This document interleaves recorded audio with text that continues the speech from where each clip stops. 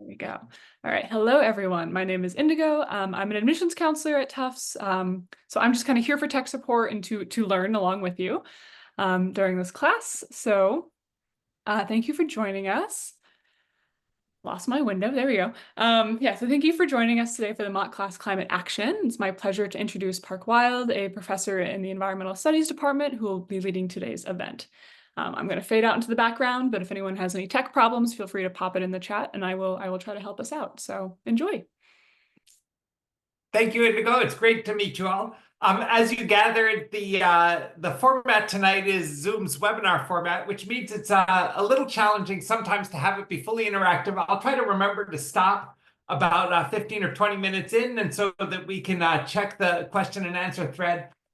But please, very freely, use the chat, which goes to the presenter, and use the Q&A, which is visible to everybody. And we will be monitoring those because we really look forward to having this mock class meet your needs and touch on the topics that interest you most, both about this important issue of the climate and ecological crisis, but also as you learn about what's the character of this university that you're looking at and contemplating.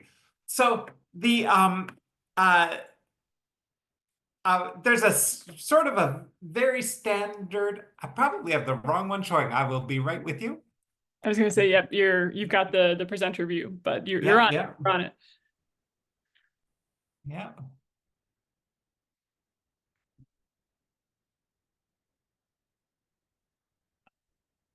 Excellent.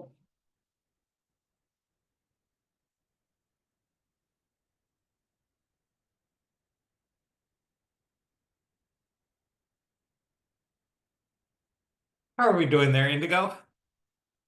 That looks good to me. Excellent, excellent.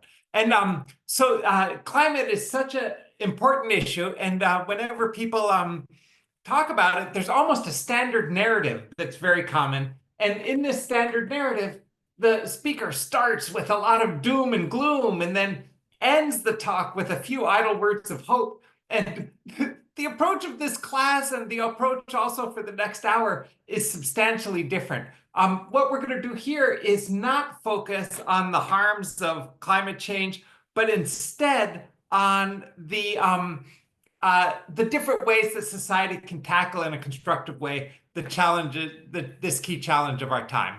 So if we think about what society needs to do to really take climate action, we find ourselves in a very interdisciplinary space. In part, this is a technical question of energy system transformation. In order to change the trajectory for what's going to be temperatures in the future, which affects all the things that we might be worried about, harms from heat, sea level rise, new diseases, migration, violence, whatever, food system failure, whatever is our concern, it depends on the actual global temperature change, and that in turn depends on how much fossil fuels humans are emitting, and that depends on energy system transformation.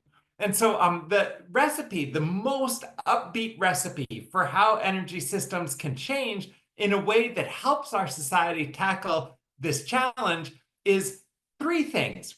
First is to electrify everything that can be electrified. This means like adopting electric cars, electric buses, replacing the fossil fuels in our home heating system with heat pumps, and all types of things that traditionally had fossil fuel emissions can actually be done electrically. Second, what's the point of having all that electrification if the electricity grid is just going to be polluting? And so what we need to do is have the electric grid be greener. Much higher fraction of the electric grid come from renewable energy such as solar and wind. And the third, and this is by far the most painful of the three, is that in a few difficult to decarbonize sectors, it's probably important to have reduced consumer demand one way or another. And a classic example of this might be that less total flying or less total aviation is needed, just because it's hard to have green airplanes. And there's other themes, though, besides this sort of technical approach to energy system transformation that different stakeholders working on the climate challenge might have mentioned first. For economists, there's a tradition of emphasizing making carbon more expensive, making fossil fuel more expensive. And even though nobody likes taxes and nobody likes a higher price, there's a couple reasons why economists are more upbeat on this particular approach than you might think. The first is that it sends a signal to consumers about which goods and services in the economy are high carbon in the first place, so that we can choose less of those and choose more of the things that sort of bring us joy, bring us prosperity, but don't pollute the planet so much. And the second is that when the carbon price is higher, there's much higher economic payoffs to the clever entrepreneurs working on green energy. So, for example, if you're working on a novel biofuel that really has some advantage over its competitors, some green, lower carbon emission biofuel, in order to make your billions of dollars that pay off for the innovation that you've cleverly come up with, you need to be able to compete with the fossil fuel economy. And the fossil fuel economy currently is so inexpensive that it's hard to do that unless the carbon price is higher. Some economists think that the connection between our prosperity that I mentioned and the fossil fuel economy is so tight, so tightly linked, that we need to actually slow down the growth of the total economy in order to have a safe climate. My own view is slightly more optimistic than that. Rather than sort of degrowth across the board in the economies, perhaps a more palatable approach is just to focus, as in the third bullet above, on these difficult to decarbonize goods and services. The final worth mentioning, just because times are so stressed on issues of climate that we have to think of, sort of learn from the activist tradition and their ways of communicating also. You think of the slogan used by activist organizations, keep it in the ground, that if you really want to emit less fossil fuels, we need to think about how to leave more of those fossil fuels, that coal, oil, and gas, in the ground in the first place. So people, both out in the world at large and even on this webinar, may have different attitudes and approaches towards climate policy. And the key difference, that's sort of a key feature of our national partisan political dilemma in the United States, is science-based policy versus denial. But that's not the one that interests us really here. In some ways, we won't be considering non-scientific approaches in this webinar nor in this course. We're focused on science-based evidence that is relevant to the climate challenge. But on each of these other differences, we're much more ecumenical. We're much more accepting of all points of view. You might have people from a more conservative tradition that emphasize fiscal prudence versus a more liberal tradition that emphasizes deficit spending in times of crisis in order to tackle big social problems, or people focused on the environment primarily, or people who think of environmental challenges as just one on a list of important social challenges, including many matters of justice. Where in times of Black Lives Matter and times of key decisions about war and peace, that we have to recognize that not everybody, even when they recognize the climate is important, has it first on their list of things that they're concerned with. And finally, even within technological policy, there's differences between people who are focused on new technologies versus people who are focused on economic and social change aspects of the recipe for addressing climate change. So the key challenge is that scientists tell us that we have a limited carbon dioxide budget that can be emitted over the next several decades and still preserve a safe climate. And you could think of this carbon dioxide budget like an asset, like if we owned a fund, a trust fund of some type, and we had to make a decision about how much to spend it down each year.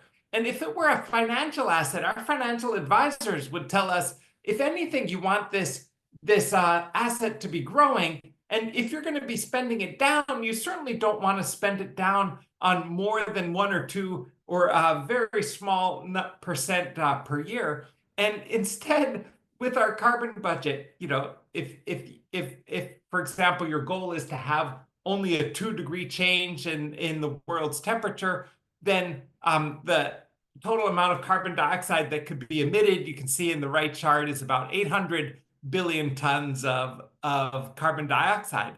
And if you emit more than that, the world will be warmer. And if you emit less than that, the world will not warm quite so much. And so if you think that for your particular climate goal, that 800 billion tons is the number, then you might feel some concern that the world is spending about 40 or 50 billion tons of that each year. Each year, if you add up all the fossil fuel burning all around the world, it's emitting about 40 or 50 billion tons of carbon dioxide into the atmosphere. And so this sense of having a budget gives us a number of important social choices that our society needs to make, hopefully democratically, but one way or another, a decision has to be made. Even not making a decision is in its own way a decision to go with the status quo.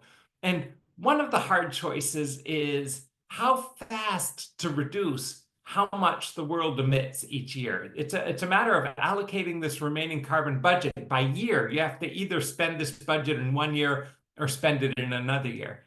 And the scientists tell us that all the easiest pathways to a climate transition involve earlier reductions. Every time you delay how fast we make changes in the economy in the direction of a climate transition, it makes the challenges facing the world all that more painful, and it makes future changes even that much steeper.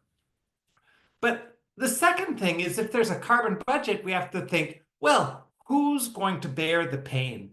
And so here's a couple slides from Our World in Data, which is a clever online source that it's nice because it not only lets you make nice and easy to understand charts, but it shares the underlying data. So any of you can go on this website and sort of see the data for yourself. It makes you less beholden to the experts and more able to sort of judge for yourself and scrutinize for yourself the evidence that people are citing, sometimes for partisan or for biased purposes.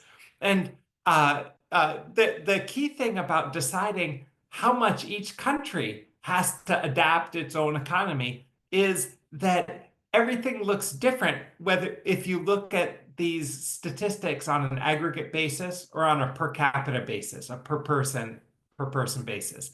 And on an aggregate basis, for example, countries that are larger, like China, the United States, and India, of course, they have a substantial fraction of the world's carbon dioxide emissions each year because China's had successful economic growth and started from a lower income level and has a very large population. You can see that its emissions will be increasing in recent years. And still, we should resist the temptation, which really is an important political temptation in the United States, to blame other countries for challenges that our own national economy had substantial to do with. If you put it on a per capita basis, of course, China, coming from originally a low income level and then a middle income level with rapid economic growth in recent years, still hasn't reached, for example, the annual per person carbon dioxide emissions in the United States. In the United States, it's about, it says here 15, sometimes you hear 16 or 17 quoted tons per person per year. And so our big challenge is, how can we think about the contribution of different countries to the climate transition in a way that's both highly effective and has a sense of justice and fairness? And for people in the United States with such high per capita carbon dioxide emissions, this gives us a lot to think about. So the next thing is, we've already talked about, if there's a carbon budget, a fixed carbon budget, what years will it be spent in? And by what countries will it be spent in? And third, in what economic sectors will it be spent? And so here's how our current global annual emissions is divided among different sectors. It's about 1/4 agriculture and food system related emissions, about 1/4 electricity and heat production. You can see transportation's big, and industry, things like steel and cement, buildings, things like home heating and home cooling, and other energy sectors. Some of these figures, the statistics come out a little differently depending on what accounting principles you use. That doesn't mean somebody's fibbing. It just means that if you think, for example, about electricity, you could count either the whole electricity sector as one slice of the pie, or you could think of, well, they use electricity in food production and they use electricity in manufacturing. You could assign electricity either as its own sector or to each of the other sectors that uses electricity. So it gives us some alternative ways of making the pies. You can see this one is more complex than the previous one, but both can be equally true. All right, I was going to tell you next a little about the course and the readings for the course, but what I'm going to do, and Indigo and I talked about this, is pause on the screen share for just a second and check Q&A. Now's a good time to get Q&A, and we can do a mid-course correction and see how we can have this mock course meet your needs. So I've got one question here in the Q&A section already. How does the division of the yearly carbon budget take into consideration developing countries that might not have the financial resources to develop solely on renewable energy resources? This, my friend, is exactly the key question of our time. And so I think that there was a time earlier in the climate transition when perhaps people hoped that only the rich countries might have to go through this climate transition, and that there might be enough in the carbon budget for others. In fact, I think it's sunk in around the world, in large countries and small, that the climate transition is a topic for everybody, but it's still enormously important to do this with a sense of justice and fairness. So the key issue, the language that is used in climate diplomacy is about loss and damage. Loss and damage is the nickname used in climate diplomacy for the idea that comparatively rich countries ought to be putting up some of the money that countries at middle and low income levels need in order to help them through the climate transition, to bear the costs of additional green energy in cases where it's more expensive than fossil fuels. Just to give a sense, I think that topic can sometimes make people feel a certain pessimism. But in fact, when you look, for example, at changes in India and China in a number of sectors, in China, for example, now the world's global leader in solar energy panel production, so much so, and this is sort of a terrible story, so much so that among US policymakers, they've gone from worrying that the world would not be producing enough solar panels to worrying that China is producing them at such an efficient low cost that it disadvantages domestic producers, and that there's a temptation to have protectionist barriers in order to have US green manufacturing thrive better.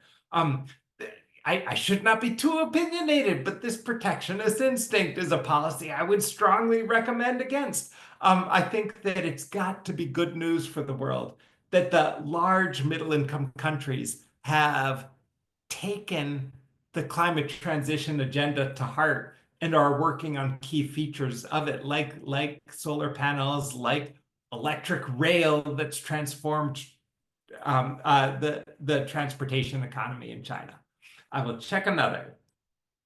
Speaking of not blaming other countries, what are some steps the US and other first world countries can take or have taken to aid other countries? So in some ways, this is what we were touching on in a diplomatic sense. The traditional answer is loss and damage. Can I tell you, though, I have a dream that a more ambitious approach to the climate transition in the US would be so notable that around the world, in newspapers and news websites in Delhi and in Beijing and in Brasilia that it would be noted what transformation the rich countries have been making, and it would sort of give a sense of climate ambition not being just for suckers, right? Not being just for the people who got played by the rich countries, but instead part and parcel of a shared endeavor and a shared effort. Okay, so let me tell you a little about what this course is a very interdisciplinary course. Even though this course is in environmental studies, my own training is in economics and agricultural economics. So the week of this course that's on food and agriculture sector climate issues is the one that's closest to my own area of research. And we use readings. We've got a couple readings. One is partly, actually, both of these readings are by very young writers. The Greta Thunberg, as you know, is the Swedish activist, youth movement leader. But in this climate book, it's actually not all her writing. She's the editor of an edited volume where she invited a lot of the world's best writers on each of the topics that one needs to think about to understand the climate transition, including climate science, industrial economics, climate justice, protection of indigenous communities. Each of these issues, youth movement leaders, each of these has authors in here. And the second, which is sort of more optimistic in tone, is from Hannah Ritchie, who's one of the key data people behind the Our World in Data site that I mentioned. Also a young researcher, sort of is reflecting with a good deal of optimism on the way daunting challenges of the past have been successfully tackled. If you think about around the world, reductions in infant mortality, lengthening life expectancies, and she thinks of the climate challenge in somewhat the same vein as the most recent of the types of challenges that the world has been able to tackle in the past. So I ask my students survey, you could tell that I suffer in the webinar format from not being able to hear even more and not being able to see your faces. But I wanted to tell you about some of the interactive elements of the conversations with the students in this class, because it's mostly first-year students. And one of the things that we're wrestle with is feelings of anxiety and grief, and maybe even a sense of outrage at the injustice of the climate situation that we've been left with. And so I ask some of the same survey questions of my students that the different authors in our readings are quoting from representative surveys in the population at large. So, for example, a sense that humanity is doomed. In our class, by the way, there's a fairly high level of climate anxiety, but it's only 20% that would say agree or strongly agree with a statement about doom. According to Hannah Ritchie, in the United States at large, a lot of youth, many young people, are feeling things like that. And without using the word doom, which is especially loaded among students in the class, the percentage is higher, that they will at least verbalize a sense that the future is frightening. The weather seems to be on steroids is a question I asked them about, because that was the quote, that was the title of one of the chapters in the Thunberg volume. And then I was thinking about the subtitle of the Hannah Ritchie volume. We could be the first generation to build a sustainable planet and to achieve a sustainable world. And that also has a high level of agreement from the students in the class. So you can see that we are like on a knife's edge, and young people are feeling it just like people my age are feeling it. This sense of being in a moment of key social decision and a junction that's going to be remembered substantially in the history of this time period. Wind power, thinking about solutions, wind power, solar power, these poll very, very high among our students, and they are, in fact, things that technical experts in the field consider very important. But I was especially interested in the rates of student responses to some of the more social or political aspects of the climate transition. So voting polled very high among our students. Among my activist friends, voting almost polls a little lower, just because there's discouragement with the state of our national politics, but polled very high among students.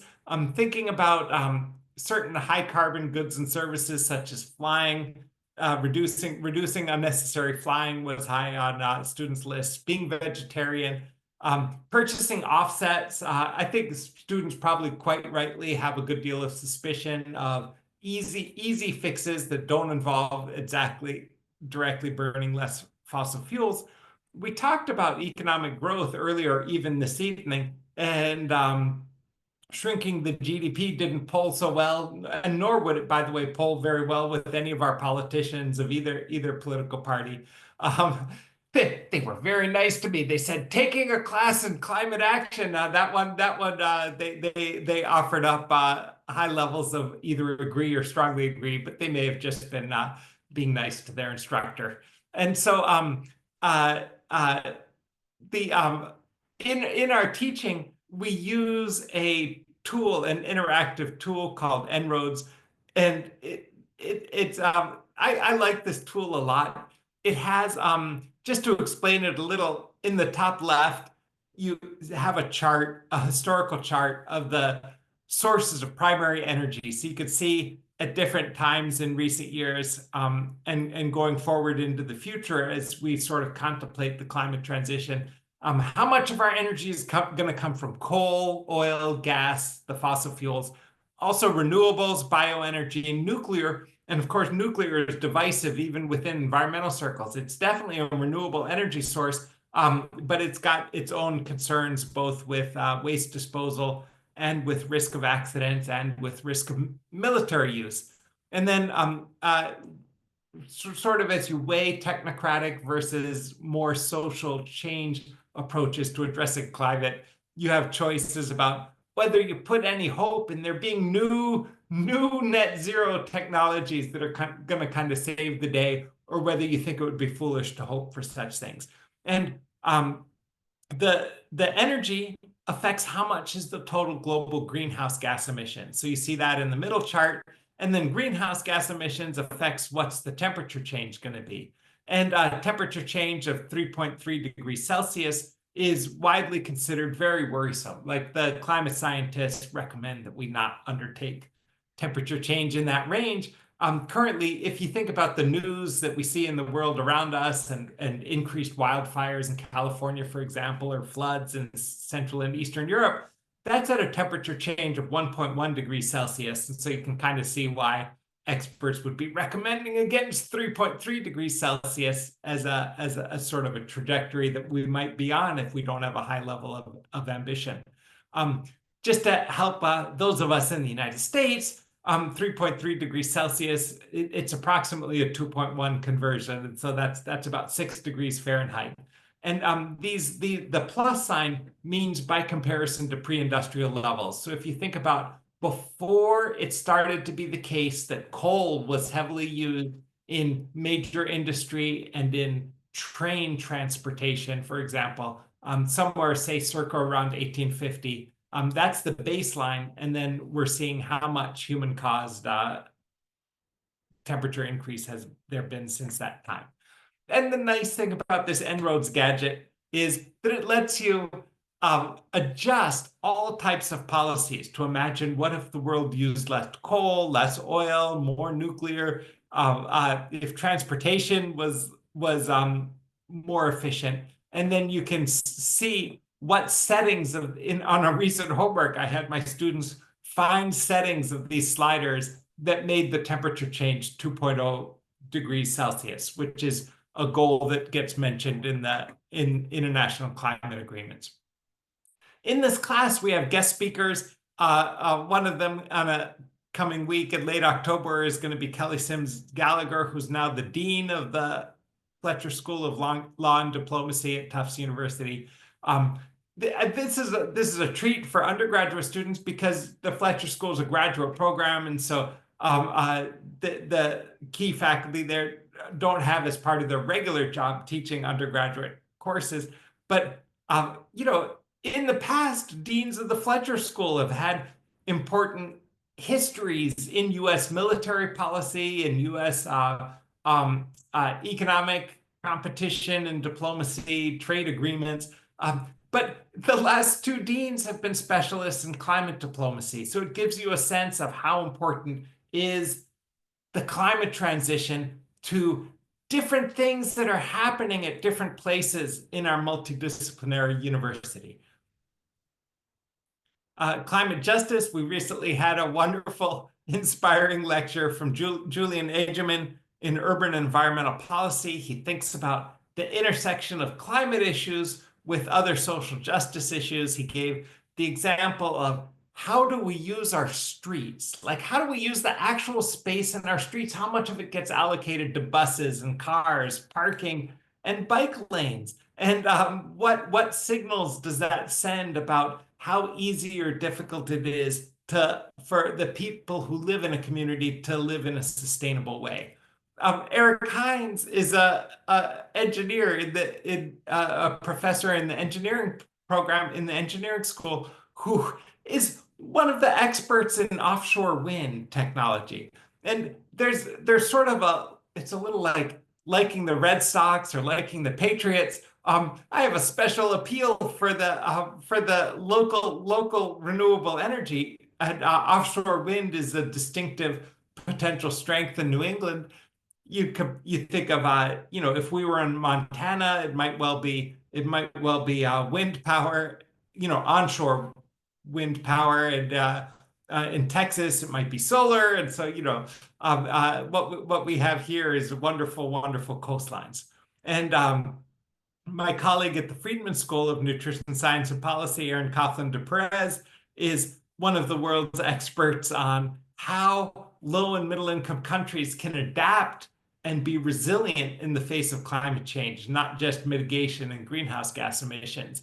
And what we do in this course is we teach principles of carbon budgeting, which you saw there in some of the earlier slides with the pie charts. And in the En-ROADS example, sort of these are principles of carbon budgeting. And we apply them to these different disciplinary settings like diplomacy, engineering, and then even our own university's efforts to carry out its own business in a way that's sustainable, to serve almost as a laboratory or a model for the types of changes that we hope large and powerful institutions in society at large also do. So we'll have a lecture from Tina Woolston, the director of the Tufts Office of Sustainability, about how she has to do greenhouse gas accounts periodically that keep track of the ways that the university is affecting the climate. And and then there's myself. So as I said, I'm an agricultural economist by training. I'm actually at the Friedman School, so I don't usually, until this year, have as much chance to speak to undergraduates, but I serve on the Tufts Sustainability Council, and this course grew out in a way of a conversation with the dean of the School of Arts and Sciences, who also served on the Sustainability Council. And I told him that this is a course that in a way I've had pieces of running through my head in the middle of the night, and that I would love the opportunity to teach if he wanted to support it. And so that's how this came about. I myself, a student, one of you asked a question in the Q&A about what would really have to happen to essentially make the climate transition seem fair to people in low and middle income countries. And I think in a high income country like the United States, you've already caught on. I spend a lot of time thinking about the aviation industry. And so I've got essentially a climate initiative for the last 10, 11 years, working with people in university communities to think about how do they include aviation or the amount of flying that faculty do for their work in their greenhouse gas accounting and in their goal setting and progress reporting for how well universities do on climate issues. And thinking about social change movements, I've been involved with Extinction Rebellion in the Eastern Massachusetts area, which is, I must confess, sort of an unusual thing for a kind of a mid-career academic with a calm disposition to find myself engaged with and learning from these advocacy movements, but they have a lot to offer in terms of insight into sort of an ambitious, broad perspective on what institutions actually need to change, and that I think is advantageous. You could be tempted to leave everything just to the legislators, for example. And then if you do that, you feel an immense level of discouragement if it happens, like happened just this past month in Massachusetts, that the legislators dropped the ball. I mean, all of the environmentally interested people in Massachusetts worked for months this year on vetting which amendment or one amendment or another amendment to important climate legislation, which ones were going to be better, what were the strengths and weaknesses of the different amendment. And then in August, in the middle of the night of a late night session, the legislators ran out of time, had to pass important budget bills, and just did not get to the climate legislation that people had been working on for months, and passed none of the above. And I think it's in this setting that sober scientists find themselves thinking about what other institutions, in addition to traditional legislative approaches, might have something constructive to contribute. So this course contributes to the environmental studies major, co-major or minor, but it's also purposely designed to be accessible to people from a wide range of disciplines. You think for example, across the university for undergraduate students, there's a social science distribution requirement that this course helps satisfy. Space is reserved for first-year students. And this is, because sometimes there's many other courses that are appealing, but they require some prerequisites. So it's kind of nice to have a course that's set aside for the first-year students, and it gives you an exposure to strengths across the Tufts curriculum. So I'm looking forward to hearing more about your questions and comments. And Indigo, you can help me also sort through these and bring them to my attention if you think there's any that I missed. I'm going to start with the Q&A and then also turn to the chat. So I just wanted to reassure people that we receive both of these. How about environmental racism, as we have more examples of minority groups bearing the brunt of climate change? This is central. It's I mentioned the work of Julian Edgerman, but this was a great moment in his guest lecture. He said, he essentially challenged us. He said, do not make climate justice just one set aside week in this course. He says, climate justice is all bound up with all of the issues in every week of the course. So you think about transportation, for example, and the role of highway construction in unfair urban design that disadvantaged some neighborhoods over others and was part of the tradition of redlining. Or I met just a week ago in a climate strategy workshop at Brandeis University here in the Boston area. And I should say, as you all are prospective students, the strengths to consider in the Boston area are not just Tufts University alone, which is a wonderful university, but also all the other universities in the area that give such a strong sense of engagement. So I was at this workshop with, I got to meet the climate journalist Bill McKibben, the youth activist from Germany, Luisa Neubauer, and John Beard, a climate activist, a climate justice activist from Southern Texas. He's one of the leading national figures on environmental racism and climate. He comes from a community where the impact of the fossil fuel industry on local air, asthma for the children, and elevated cancer risk is highly apparent. And so he has sort of a perspective to share on how people who are concerned about climate can do so effectively, but without being so laser focused that they seem to have a sense of indifference about the other issues of the day. Instead of, there's a temptation sometimes in climate circles to be jealous of the attention that gets paid to other important social issues. You think about war and peace issues in the past year, or racism. And that is so unwise. So much better to think about the ways in which work on one of these issues carries benefits for other goals for the others. Occasionally, there's a bit of attention competition that you have to sort of notice and referee. But by and large, the work on one issue, such as air pollution or safe and livable streets, is going to carry benefits for another issue, such as reducing greenhouse gas emissions.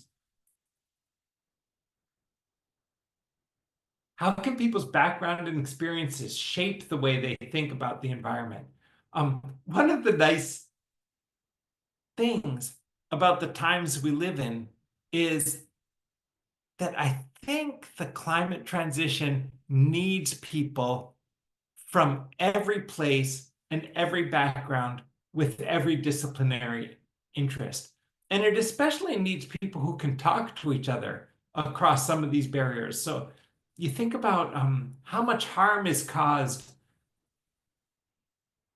to the goals of the climate transition if people from the coastal regions of the United States cannot talk in a engaging way to people from the heartland, right?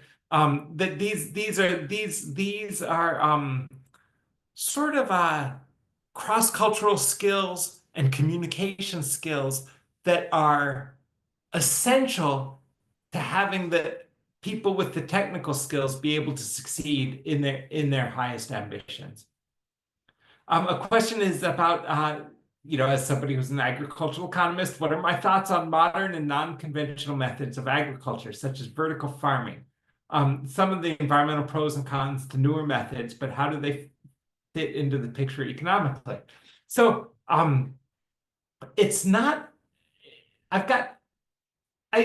think the writer of the question has already anticipated that there's sort of a enormous appeal in organic and local agriculture, and you can just see the ways that organic and local agriculture, for example, they mentioned vertical agriculture and sort of tiers and buildings that each get a fraction of the sunlight that reaches a particular geographic location.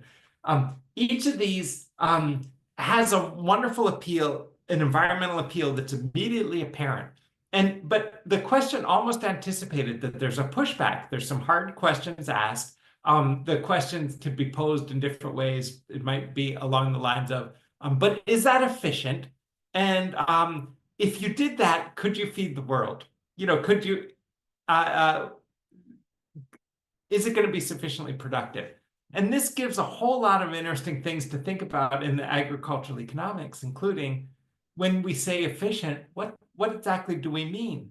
Do we mean per acre, or do we mean per dollar invested in it? Because I think sometimes people in conventional agriculture will describe green alternative agricultural systems as inefficient. But on a per acre basis, they're very efficient. Like you think about those vertical gardening operations, those may have many weaknesses. They may quite possibly be too expensive to be worth the trouble. But one thing you can say for sure is that is a lot of production per acre. For the actual land footprint, that is really impressive production. And so I think the strengths, there's a whole field of life cycle analysis, sort of a technical field, which you can learn about at Tufts, which emphasizes how do you actually trace back comparisons of one technology versus another to see which one has more energy use, which one has more greenhouse gas emissions, which one has more water use, and so forth. So there's details on each of these, but I think it's good to not take for granted that the conventional food system is always the best.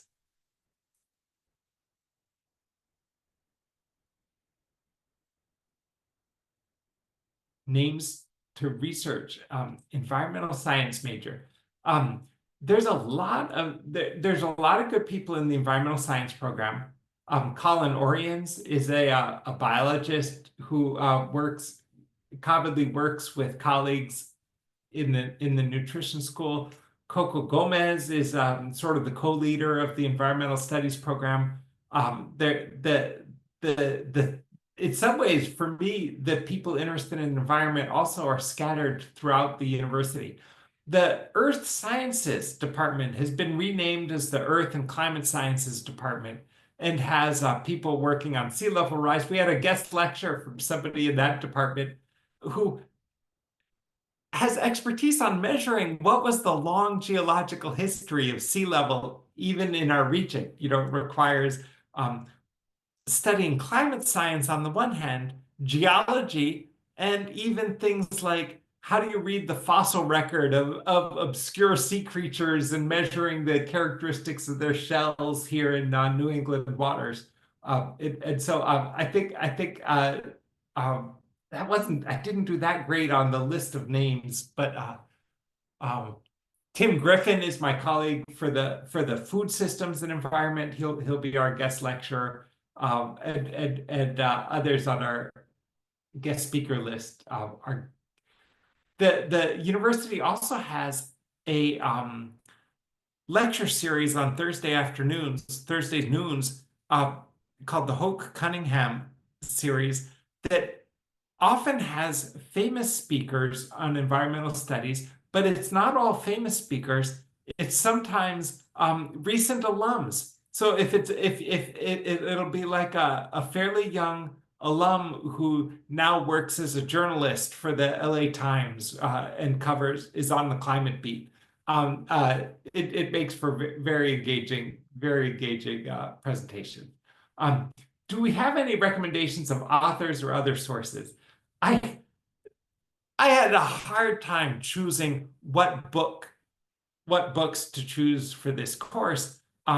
You can tell my colleagues were surprised that I was going to use a Greta Thunberg book because they think of her as just an activist. But I really found the writing, I think each of the people that she tapped, because she's kind of famous, each of the people that she tapped, I think they were proud to get tapped for their chapter and they ended up writing nice and tersely for it. The Hannah Ritchie book, you could tell that even though it's almost more optimistic than I am, it's very good. But each of the other key popular books has a strength. Bill Gates has a well-known climate book. So some might say, we shouldn't really be reading what the billionaire has to say on climate issues, but he happened to be very good at explaining the quantitative elements of what's needed for the climate transition. And so I found it appealing and disarming in its own way. But there's other people that I write focused on investigative journalism on the fossil fuels industry. There's a faculty member at Harvard who works on that issue. I'm a member of something called the Social Science Climate Consortium, run out of Brown University, that has a lot of faculty listed, each on different aspects of social science. What social science has to contribute to climate issues. What level is the course? In environmental studies, consider how existing carbon capture technologies can be implemented through worldwide. And then there's mentions of certain of the initiatives, Climeworks, CarbFix, BioUrban, trees, etc. And so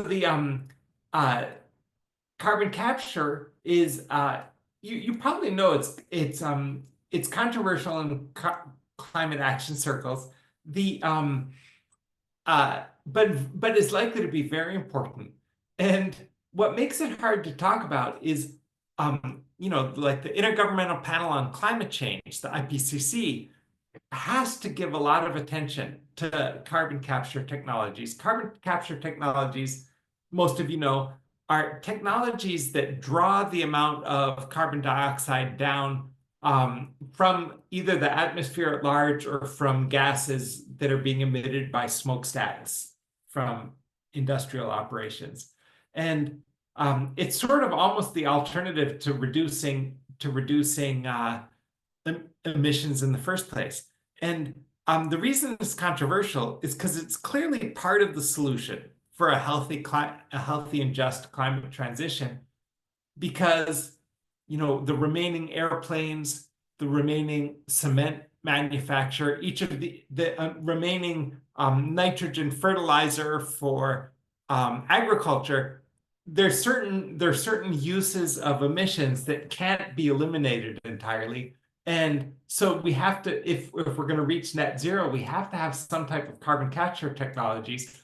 But the climate action supporters worry if we talk about them too much, it's going to take the steam out of the motivation for sharp reductions in carbon dioxide emissions in the first place. And so that's the hesitation. So for me, I've got no objection to any of these technologies. Some of them have sort of large industrial operations that save the carbon and sequester it in the ground. Some involve certain limestone rocks that oxidize and draw carbon dioxide out of the air. Some involve algae or sea plant life that can draw carbon dioxide out of the air and then leave it sitting on the bottom of the ocean.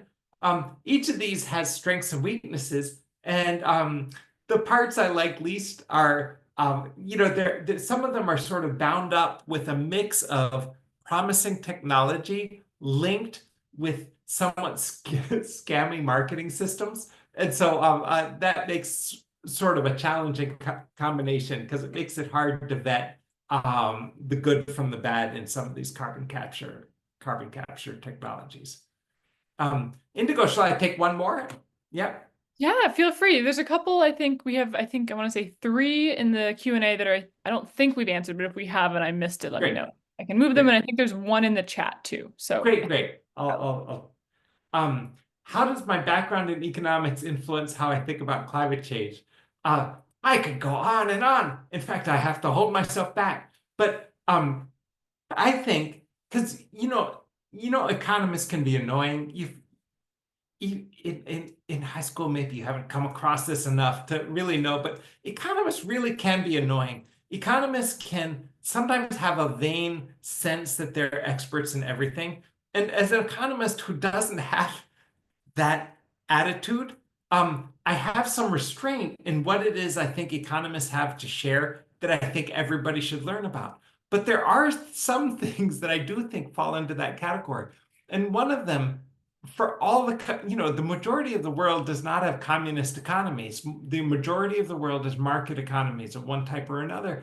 And it means that everybody ought to be able to think systematically about where do prices come from and what are their effects. And that's something I recommend that everybody in every discipline, even if you're going to study physics or chemistry, you should know enough economics to be able to understand that basic pattern.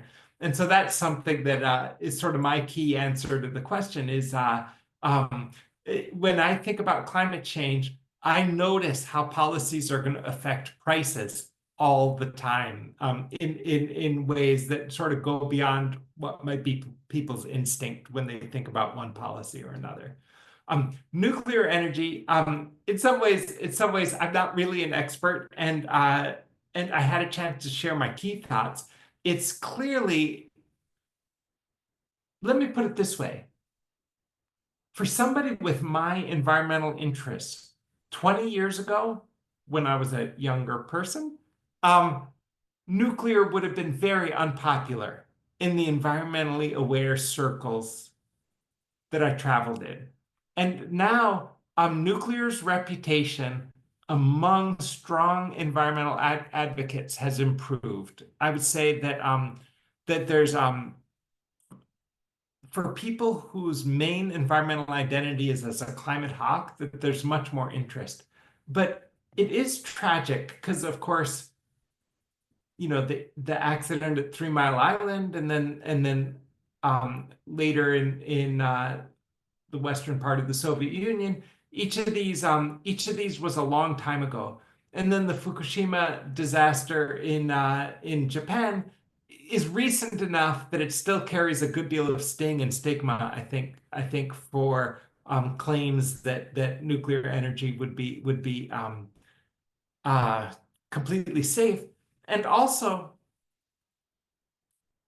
the expense has turned out in key examples to be higher than people hoped. So the whole goal, in some ways, the nuclear has to compete with other green energy sources such as solar and wind at a time when solar and wind and the battery technology that makes solar and wind viable for handling the whole day's electricity instead of just the daytime electricity, um, the costs for each of those have gone down. And so, in some ways, they've been elbowing out nuclear in the portfolio that serious climate hawks are focused on for green energy. What has Tufts done to reduce their carbon emissions, and who is responsible for pushing those changes? So the Office of Sustainability is responsible, and Tufts does a lot. And so I have to put in a word of praise for things like making it possible to commute without driving for many people, or improving the carbon emissions of buildings, new building construction. But you asked me a delicate thing because I don't want to criticize, but I never have gotten good buy-in on the aviation issues that are sort of part of this initiative that I focus on. And so I've got a vision for a university being even more ambitious. I think you know how any institution may do very well by the standards of one point in time, but as things become more difficult, community expectations increase even further. And so what was good and almost a leadership position in one year can become a laggard position in another year. And so I reflect on that as I think about strengths and weaknesses of our university on its own emissions portfolio. And the chat question, Indigo. Yeah, so do you see it or do you want me to? Oh, it's what advice do you have for a school climate action team working on carbon neutrality? Man, there is so much good stuff to do. And uh, um, I think that uh, you probably motivating this question is a hard choice. You have to decide whether to aim big or whether to aim small enough to be feasible. And the um, I wonder if you've already come across this, is one thinks at first that surely we can't make a difference because there's so much human capital and learning you need to be where the experts are who are really doing the big things on climate. And I hope it's not discouraging if I tell you that the people who know the most are not always fully engaged in forward motion with a whole lot of momentum on climate action. And this leaves it to lay people who've educated themselves on the issue to be able to make a bigger impact than they might at first have thought possible. So for example, in your school, you might have assumed that the engineers responsible for the school building were already on top of school building emissions. But if you set up a meeting with them, I think they may be interested to actually hear what your level of ambition is. And I think that school districts, I think there's just a lot of opportunity to raise awareness, even among the adults who ought to know better. Well, Thank I got to tell you, this was a pleasure, but we should let you go. Some of you who are on the East Coast are probably at 9 in the evening, and some of you who are in Dubai are probably at 5 in the morning. And so it's been a pleasure to spend this time with you. Yeah, thank you everyone for tuning in. I'm going to drop a link in the chat just for if you are interested in doing more events like this. We have these happening for the next month or so. We've got mock classes, panels, all sorts of stuff to help you get to know Tufts better. So please feel free to register for more. And thank you so much for, yeah, spending your evening or your morning or any other time that it might be for you with us. I'm going to stop our recording and, oh,